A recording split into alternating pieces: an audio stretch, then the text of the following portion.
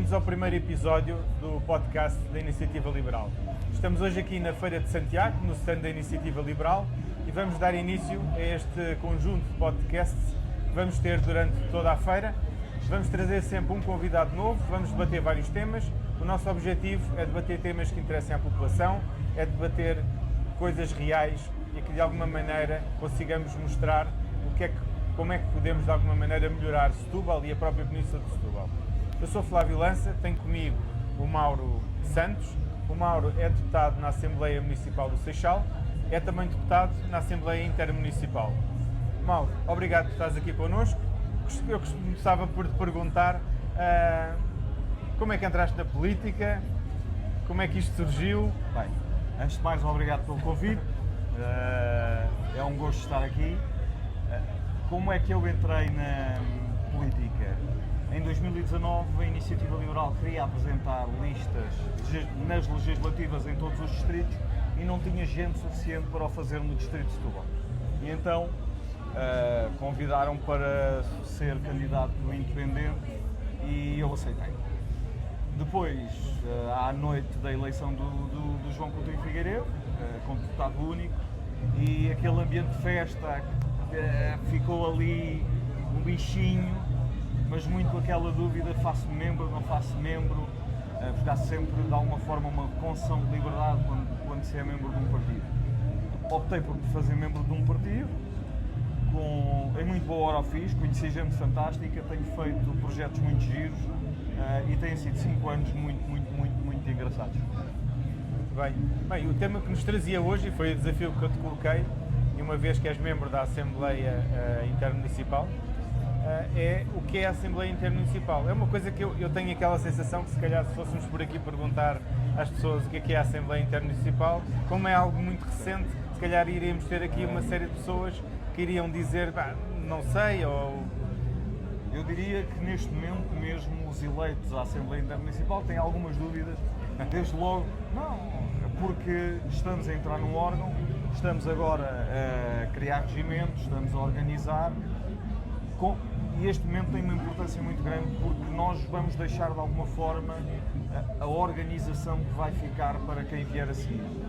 Mas é sobretudo um órgão fiscalizador daquilo que é a ação do Conselho de Cima e que este tem algumas competências delegadas e cabe-nos fiscalizá-las. Muito bem. Então, nós quando ouvimos, daquilo que eu tenho lido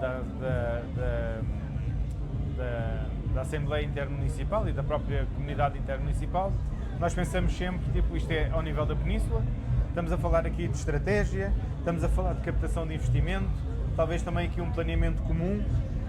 Quando falamos da CIM, e é uma questão que provavelmente interessa muito às pessoas, é como é que isso pode alterar a vida das pessoas. O que é que a CIM pode trazer em termos de impacto na vida das pessoas?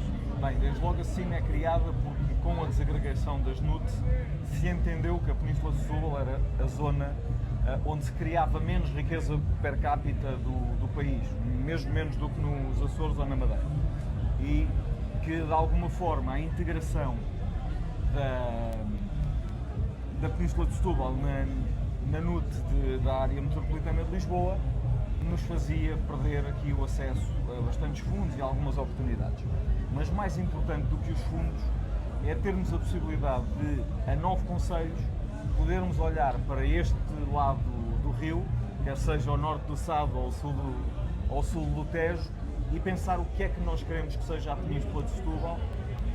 Os fundos devem vir depois, mas primeiro fazermos esse pensamento. O que é que nós queremos que seja a Península de Setúbal a 10 anos, a 15 anos, e esse é o exercício mais importante para se fazer. Então, isso implica planeamento, não é?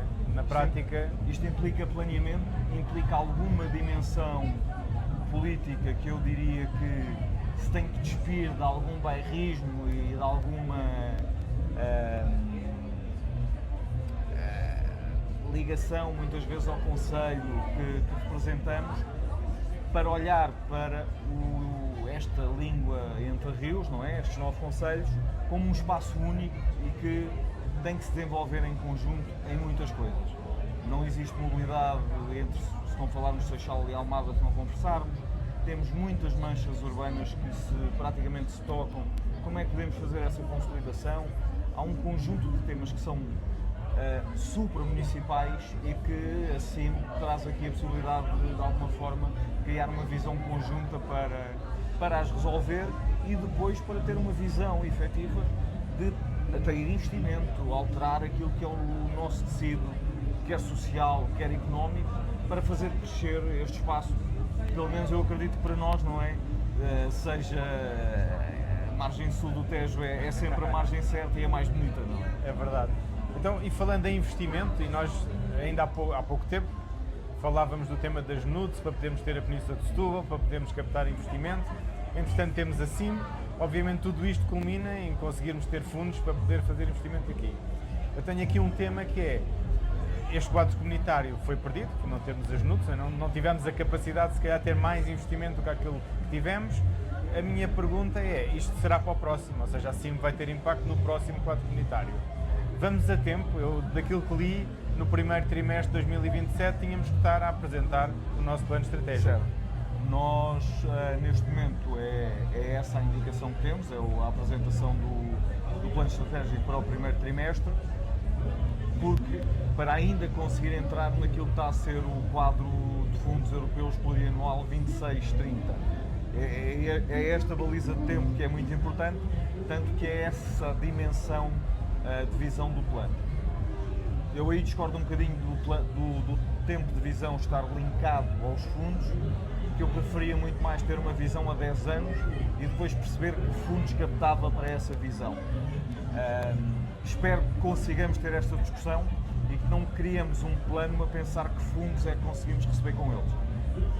Não deixando de ser importante referir que se estimam que, pelo facto de não haver NUD 2 e pelo facto de não haver esta desagregação, se possam ter perdido 4.000 milhões de euros de fundos comunitários no último quadro comunitário para a Península de Setúbal. Claro. E como é que estamos em termos de plano estratégico? Acreditas que vamos ter um plano estratégico no primeiro trimestre de 2027?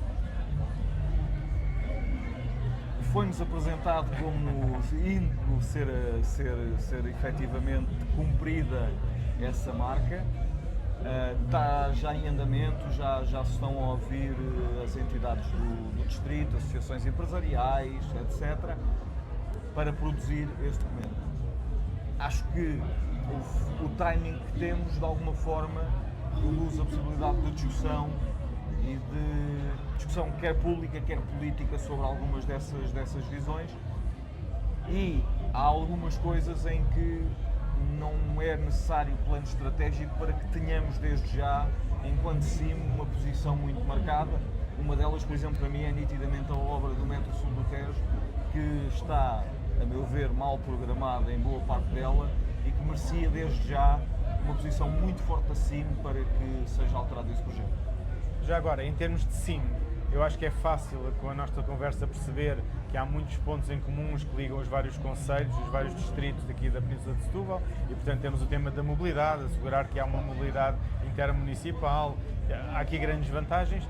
E do ponto de vista das pessoas, das empresas, a CIM consegue ter algum impacto ou produzir algum impacto para que de alguma maneira as empresas também sintam, através da mobilidade? Obviamente que sim, porque assim, se houver mais mobilidade, as empresas acabam de ter aqui também um ecossistema mais fácil. Através da mobilidade, desde logo também pela criação de espaços que podem ser até supramunicipais para a instalação de empresas, políticas conjuntas de atração de investimento, e isso é possível fazer porque também essa visão da mobilidade intermunicipal ou intermunicipal só faz sentido se de alguma forma nós fizermos deste espaço um espaço em que as pessoas também trabalham e se deslocam dentro da Península de Setúbal, porque hoje em dia é muito mais fácil ir de Seixal para Lisboa ou de Barreiro para Lisboa do que ou de Setúbal para Lisboa, do que de Seixal para o Barreiro, apesar de agora em alguns horários e ao fim de semana termos o tal barco triangular, que é algo que eu falo desde 2021,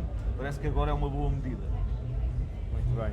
Mauro, uma pergunta que gostava de fazer assim mais fora, não sei se fora da caixa, mas uma pergunta que eu acho que é extremamente interessante, que é pensar um bocadinho no futuro.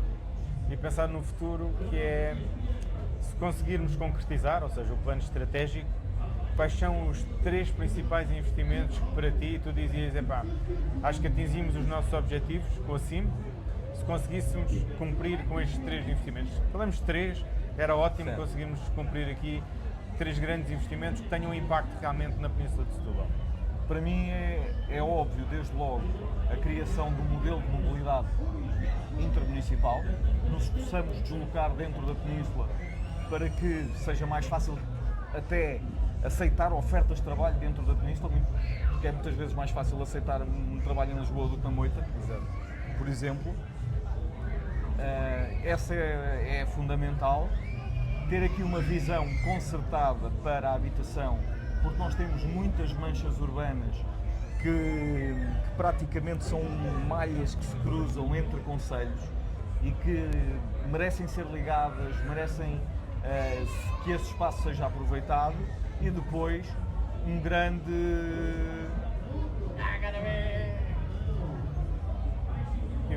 Tivemos a visita do nosso Vitória, o grande Sadino. um grande Sadino, aqui no nosso podcast.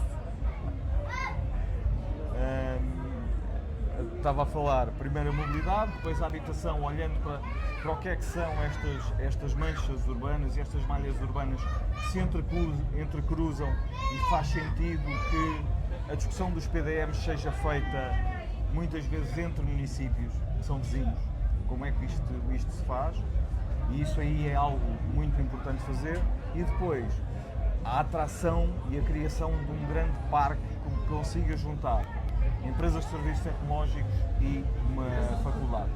Já foi chamado Cidade da Água em Almada, nós já propusemos como Mochito Innovation Campus, pode ser, chamem-lhe outra coisa qualquer, mas efetivamente, porque nós temos do lado de cá a mão de obra, a capacidade, mas vai trabalhar toda do outro lado e cria riqueza do outro lado, e depois temos estes resultados do PIB per capita do lado de cá.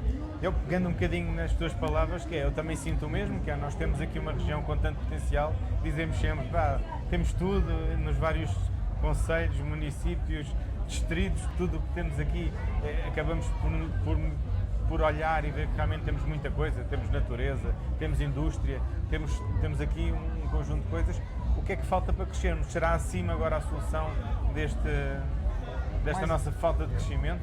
Eu acho que mais importante do que a CIB e do que os fundos, porque, quer dizer, nós não recebemos os 4 mil milhões, mas recebemos uma outra quantidade de milhares de milhões de euros, quer dizer, não deixámos de receber fundos europeus por causa disso, e não foram os fundos europeus que impediram a Península de Setúbal se tornar num espaço diferente. Nós temos todas as condições para ser um grande polo económico.